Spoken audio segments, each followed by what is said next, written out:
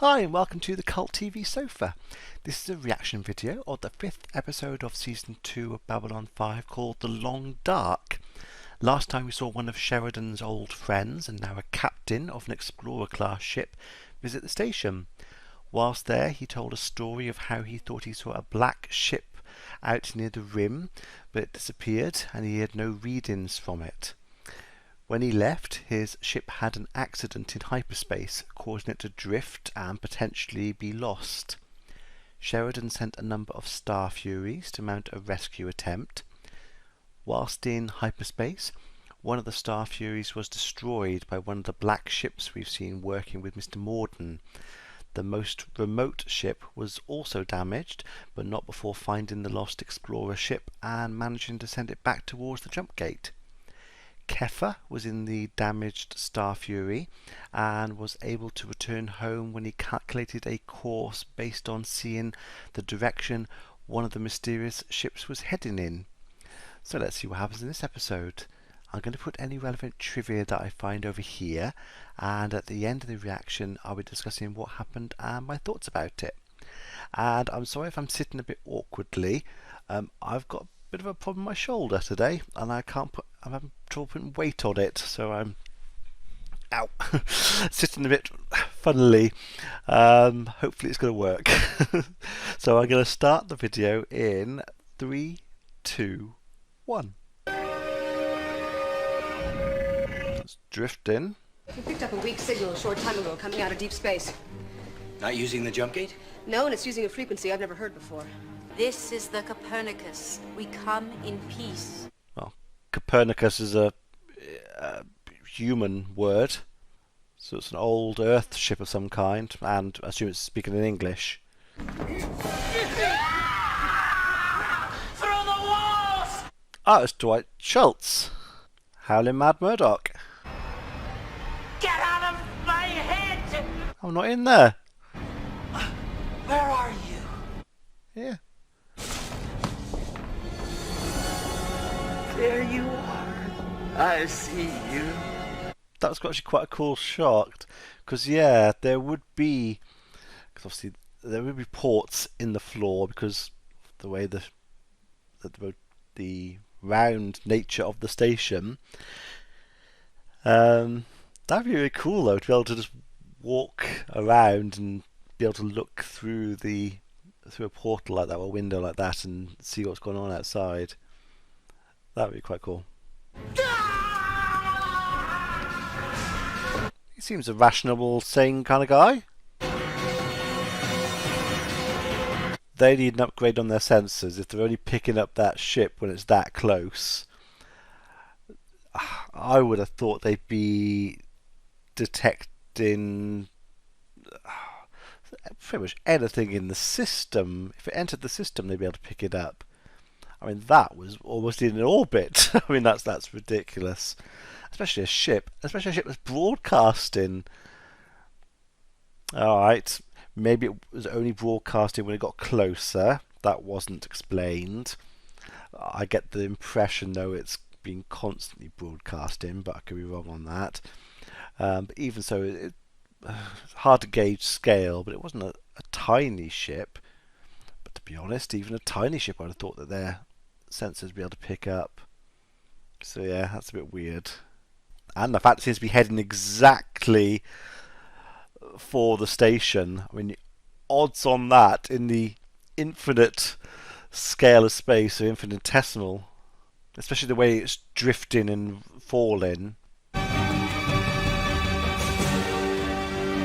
It's really weird seeing all the characters popping up, because I'm thinking, haven't seen him for ages, haven't seen them for a while. There's sort of all these primary characters we haven't seen for ages. This is the Copernicus. We come in peace. So they've sent out one of the they have kind of like repair ships or small ships, and they are small. They've got arms, I assume, to go out so they can grab it. It'll have, and then their ship will have thrusters, so they can just slow it down and maneuver it, or certainly closer to the station, Whether they'll take it in or not is another matter. I don't know what kind of ship it is. What their protocols would be for bringing in a ship like that. But say their ships aren't, those little ones aren't very big, and it didn't look significantly smaller than the ship that was approaching. So I don't think it's not like a huge starship anyway. More like the sort of smaller ships that like Delenn used, and maybe the Vorlon ship, sort of that kind of scale. It's not a huge starship. We're all in great danger! Probably. I have walked in the valley of... Good! Keep on walking. Hurry, Ambassador, he's gaining! Oh, should have kept quiet. You with the hair.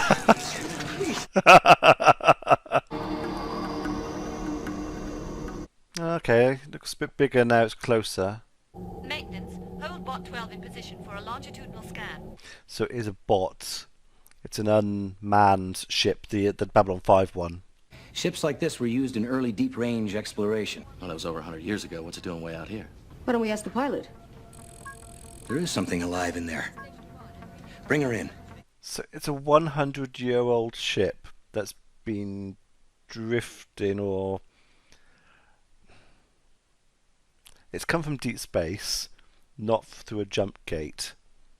So it's travelled a long way, and there's a life form on there. They don't know who's on it, where it's come from, and they're just bringing it on board. I don't know quite what I would do, but I don't think the first thing I'd be doing is bringing it aboard. Maybe send someone out on a shuttle to see out there. I wouldn't be bringing it aboard. Who knows what's on there? It's a lot bigger than I thought it was. I don't know, maybe it's about the same size as the Vorlon ship. I guess I'm over here. Cryogenic freezer. That's just ridiculous.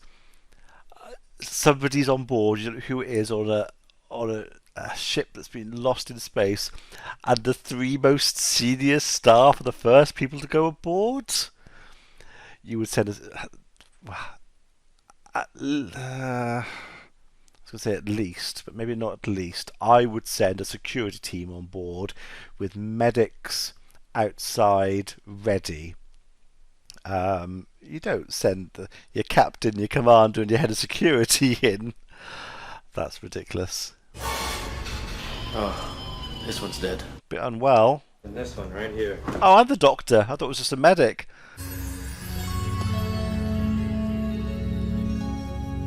Okay, so they said it was a cryo chamber, but they picked up life readings. So they are alive, which would imply that their heartbeat and everything's been slowed down. They'll still be aging and everything. Because I would have thought if they were completely frozen, they wouldn't be picked up as a life form? Oh, I don't know, actually. No, I don't think they would. If they were completely frozen, that would mean all their systems are stopped. So they wouldn't register. There wouldn't even be heat because they're cryogenically frozen. There's no heat to pick up. So the fact that there is a life sign means that everything's been slowed down. We're gonna have to get her back to med lab or we'll lose her. Open it up. So was that something escaped? Still flatline. Cardiac stimulator. Ready. Hit her. Nothing. Right, again. That's cool. We don't see that very often. So that I was going to say bed. It's not bed. It's a what do you call it? A gurney, or again, it's not quite the right word, but a trolley that she's on. It's got that electric sort of, I assume, scanning equipment over the top, but it can also send a shock directly into the system as well. So that's quite cool. We don't see sort of the tech side very often. But also it's showing a bit of a design flaw in their elevator systems, because that trolley literally just fitted in there. And she's a standard-sized human. There's bound to be, I assume she's human. It's bound to be aliens who are standard, that is taller than us. So you would think that they'd be a little bit bigger to be able to cope with different size aliens lying down like that for medical reasons. How would you get one in otherwise? You sort of grab their feet up. To the walls! Get to the walls! Damn lurkers. We had to space all of them. That's a nice attitude to have. Were you in the war? No, I missed it. He didn't. PTSD. They kind of gone with like old school electrics, just dials and buttons and things. It does look quite old compared to Babylon 5's interfaces, so that's quite a nice touch. Oh, God. What did I do this time? You were about to accuse the Centauri ambassador of being in league with the devil, which might not be far from the truth. Yeah. So why does he react like that? Is he on drugs, alcohol? Is it part of his PTSD that he has blackouts and reacts like that? I know some good counselors. I was just gonna I use them say, myself. and that's a hell of a life. I'm assuming he doesn't have a job, and he's living in the corridors down below, and he has obviously extremely intensive psychological issues and flashbacks to the past. I mean, wow, that's just a horrible way to live. It's all right. I'm a doctor. According to the system analysis, there's no malfunction of the other cryogenic tube. He should be alive. Something or someone murdered him. Suspect list is fairly small. He died as a result of organ failure. They're missing. That's quite a failure. Yeah, them not being there. I think we better have a talk with the woman who was with him. According to the ship's log, she was in stasis the whole time. It's a good bet he didn't reach down his throat and yank out his own heart. Odds are against it. Lousy way to die, huh? Last I checked, there weren't too many good ways. No, that's true. I know in lots of different shows I've said that when someone's dying, I think I've often said, oh, that's a horrible way to go, or a horrible way to die. And it's very true. There are very few, if any, nice ways to die, but I think there are lots of really bad ways to die. If that makes sense. So yeah, I'm conscious I've said that a few times recently. Although if he was in stasis, he might not have been aware. Hopefully he wouldn't have been aware. It's something that just happened. He would have just died. Although if someone was in stasis with him, how would it... Oh, I don't know. When they opened that stasis chamber, something appeared to fly out. I assume we're meant to think that there is something else on board the ship that ate his organs. That's a weird thing to eat, just the organs. If you're going to eat organs, you think you would eat the rest of the body as well. That seems odd. I've forgotten where I was going with this now. Yeah, so if it was in the stasis with him, which it must have been to eat the organs, why didn't the stasis chamber affect that as well? Don't know. Oh, and then also, how would it get out, close it all up, and then get into the stasis chamber with the woman? That doesn't make sense either, because it wasn't until they opened it that it flew out, which kind of implies it is contained within the stasis chamber. It couldn't get out. So how did it get out of him and into her? Let's see. What were you doing on that ship? Will, my husband, and I. Ooh, ex-husband. They needed volunteers for a long-term deep space mission, and she was programmed to home in on any signal we might come across and wake us up. How long were we in stasis? This isn't something a doctor should, a medical doctor in his sense should be doing. This needs a team of trained psychologists to be doing this. I mean, when she finds out, this could send her into shock. I mean, her husband's dead. It's 100 odd years later. This is stuff you have to be really careful with. But also, that's a hell of a thing. That ship was sent out, just out into space. They're frozen, and they'll only wake up when it picks up a signal of some kind. And they've got no idea who it could be. It could be anyone. Basically, it's a first contact. I assume the intention was a first contact situation. That they'll be the first people to meet a certain race or certain species. We've got no idea if they're going to be safe or not, friendly or not. Another way, best way of putting it. Wow, that's a hell of a thing to commit to. But over 100 years. I'd like to see Will now. I'm afraid he died during the voyage. We just said goodnight to each other. From their perspective, that would be the case. I can't cry. But long-term stasis tries the tear ducts. That's a convenient way to so she doesn't got to act and like she's crying. That makes sense as well from a medical point of view. Never seen an alien before, have you? Again, after telling her husband's died, that she's been away for 100 years, the first thing you do is take her with all of that going on. It would blow her senses. You would surely acclimatise her to the modern human world first, get her used to changes that have happened, things that have happened. She'll have no idea about Mars colony, I wouldn't have thought. Babylon 5, tell her about the species.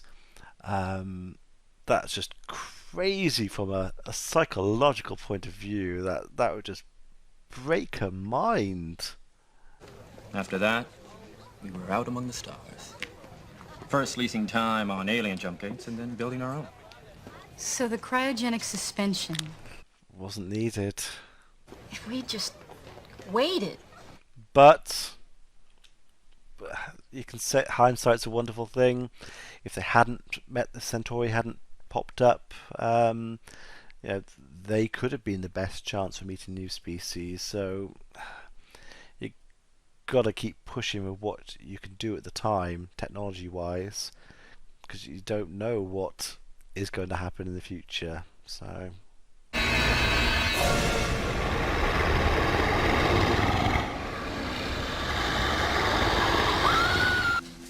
Passed out. Where am I? My quarters. They were closer than MedLab. That's slightly inappropriate. Doesn't matter if they were closer. If she'd passed out, you call MedLab to bring a gurney, a table down, trolley, and you put her on it, take her to medbay to monitor her. Don't take her to your quarters. That's inappropriate on so many levels. Well, he didn't just die. Something killed him, something that was on that ship. You think I killed him? No. Well, that's another reason not to take her to your quarters, because she is a suspect.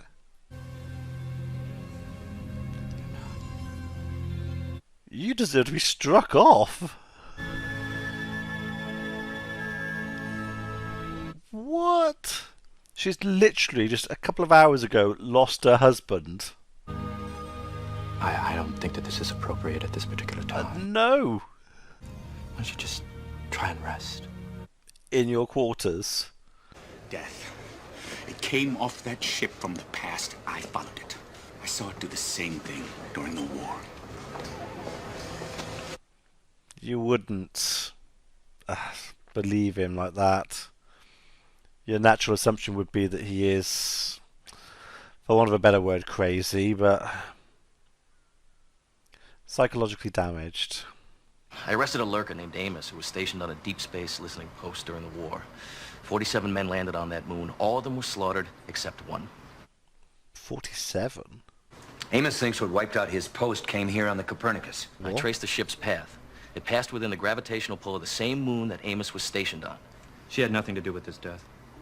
How can you be sure? Because she was with me last night. Oh, moving kind of fast, aren't you, Doc? I don't sleep with my patients. Just kiss She's them. in pain, and I'm helping her. That's all. Don't be so indignant. You kissed her. Oh, that's really unfair that he has that kind of reaction. He has been really inappropriate. He has no right to be on a high horse like that. The non-aligned worlds have asked for a council meeting to discuss the possibility that something came aboard this station from that ship. If you saw my sum up of season 1, I said in there that the Doctor wasn't one of my favourite characters. I don't have a strong opinion of him. This isn't helping. He's dropping rapidly, in my opinion. He's so inappropriate. I mean, that would be, if that happened now, you would probably get struck off the list for it, the medical list. To be a doctor, that's bad. Insist this woman be removed from this station. When the darkness was defeated long ago, they scattered, hid themselves away in secret places. Now, the Dark Hand is reaching out and recalling them from their sleep. Jakar agrees. Now, I don't have to believe in this dark force to realize there is something strange going on. More than strange. 2 people have died. If there is something aboard this station, find it and kill it. It's that simple.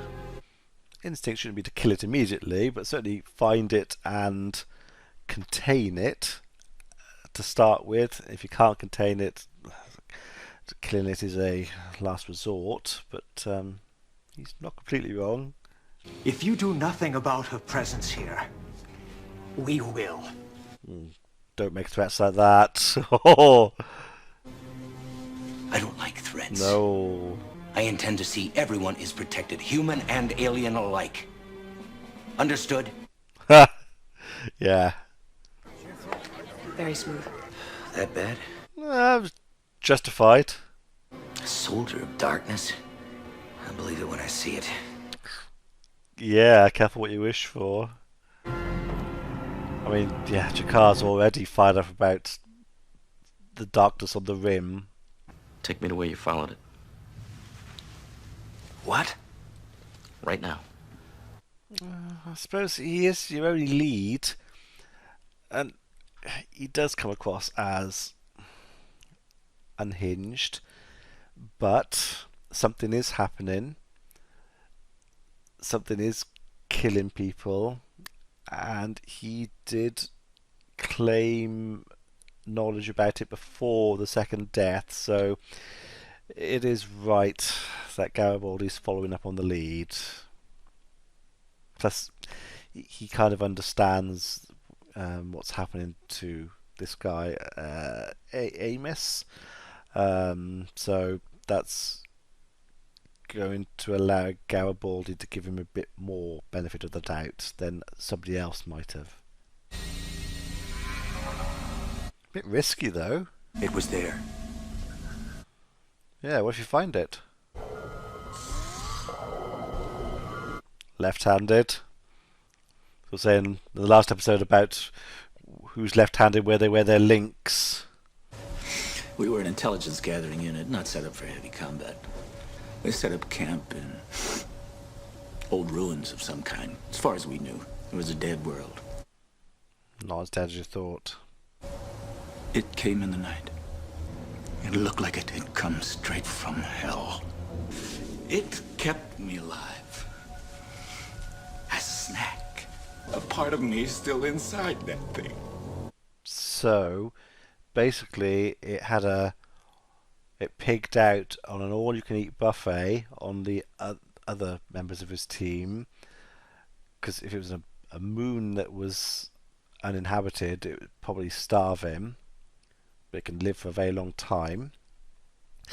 And it kept him then just to have nibble on and keep him going until he could get off the moon or find other people to eat. And then when that ship went past, there were 2 people on board, so it jumped onto that. I'm surprised it didn't eat him before it went. And it then, I assume, hadn't had a proper meal. It only had snacks for a while, so it then ate the husband on the ship, and then did the same on the woman. It sort of nibbled on her to keep itself going. That kind of makes sense, except for why I didn't eat him. And this place isn't exactly ideal for raising a family. When he said this place, I assume he meant Babylon 5. Why would Babylon 5 be no place to raise a family? You can have quarters, there's bound to be schools on board, you've got shops, you've got all different aliens to broaden a family, children's minds. It's not like... Okay, there's been one attack. Two attacks. Second attack wasn't really an attack though. So there's only been one attack in 2 years. 2 years, at least 2 years. Because I assume there wasn't anything before the station, before we started watching it. It had been online for a year before that. I don't see why it would be a bad place to raise a family. Better than a ship. So yeah, the other option is then Earth or one of the colonies. But yeah, I'd be happy to raise a family there. In my dreams, there's something in the life tube with me. Yeah, there was. And I think it was using me to stay alive until it could find more food. Surprised it hasn't killed more people yet. If it killed 40 odd people on the moon, I'm surprised it hasn't killed more people quickly on Babylon 5 just to give it a bit of a boost. It's going to be hungry. He also said the alien took a part of him when he left his body, so that he could feel its presence on the station. Some kind of symbiosis. And if the same thing happened to Mariah, she might be able to help us find it. Sure, there's more reason to be putting her in quarantine, not locking her up, because all signs indicate none of this is her fault, but you'd be putting her in a medical quarantine because who knows what that thing's done to her, and if it is like a symbiotic relationship, that implies that something medical that's happened to her. So yeah, I'd be putting her in a quarantine and monitoring her to make sure for her safety, let alone everyone else's. And Amos, when they find him. Can you find this thing? Can you feel where it is? I think so. Provided her doctor comes along. Stalker comes along. And part of a signal came in. I think it was Garibaldi. Then it was cut off. Break out heavy weapons, have a security detail meet us down there. That's interesting. So they have heavy weapons on the command deck. Part of me thinks they wouldn't and shouldn't have them. I can understand them being in maybe some sort of secure locker nearby, but I don't know if I'd want them... So not heavy weapons anyway. I mean, they've all got sidearms. Oh, actually, do they? Garibaldi has a sidearm, which he always seems to have on him. I haven't actually noticed the command staff. Maybe they don't actually. Maybe security have them, which makes sense now I've said it. But that heavy weapon was very easy to access and get hold of. And why didn't Garibaldi take more people, more security with him? I'm assuming only him, the doctor, and the woman went. I'd have taken a team of people, but you're looking for an alien that's killing people. Maybe did, we haven't seen that yet. Again, why is the captain and Ivanova going? Neither of them should be there. This should all be done by security.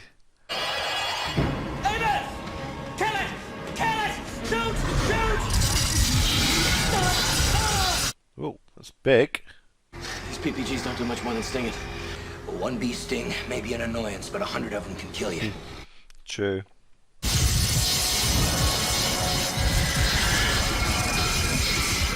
Wow. Looks like sort of horned beast, like what we thought the devil would look like. So was it purely a being of energy? There's no... I know it's kind of invisible, but it did seem to have like a form. But I'm assuming there's no sort of physical creature left. Shooting it seemed to make it, I don't know, dissipate, I suppose, and kill it. You sure he's gonna be okay? Should give him some closure, hopefully. Well, you're gonna need a place to stay, and this is as good a place as any. I can help. Yeah, bet you can.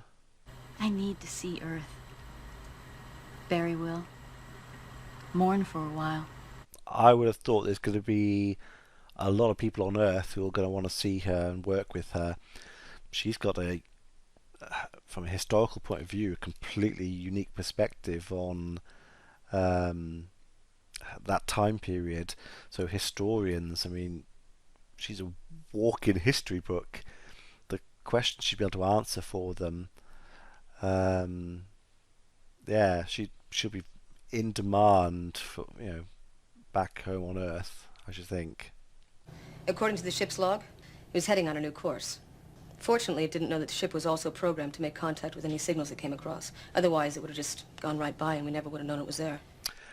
Ah, that explains why it closed it on Babylon 5.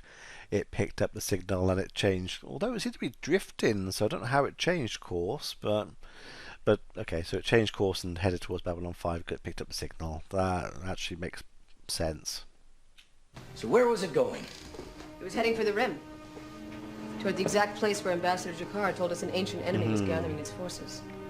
So there's lots of different kinds of darkness heading there, not just one.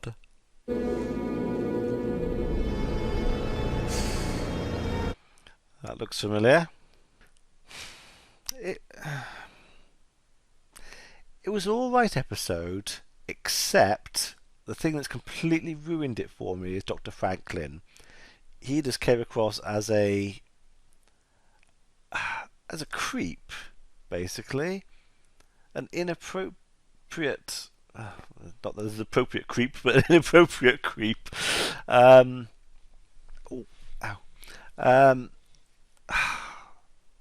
What he did was wrong on so many levels, but again, he wasn't the right person for to tell her that news initially. There must be counsellors on board. The size of the station, there would have to be. I mean, Garibaldi himself said that he sees, I think he said the word sees, not seed. He sees a counsellor, which implies that there's one aboard. I thought there'd be a couple at least. They should have been the ones to tell her all that news. Yeah, I actually dislike his character. Not just, yeah, I really don't like him as a character. He's done a lot of weird and bad things, and his personality is just weird. The story was interesting. Again, as always, there's a few plot holes, but I guess that in some ways it seems like a bit of a filler episode, but it's kind of showing that there are dark forces from different parts of the galaxy being drawn together. So it's all adding to the mystique of what's going on. So from that perspective, it was quite good. Yeah. Just still got my head as by Dr. Franklin. Just say he ruined the episode for me completely. Let me know what you thought about this one in the comments below, and I shall see you for the next one. Be seeing you.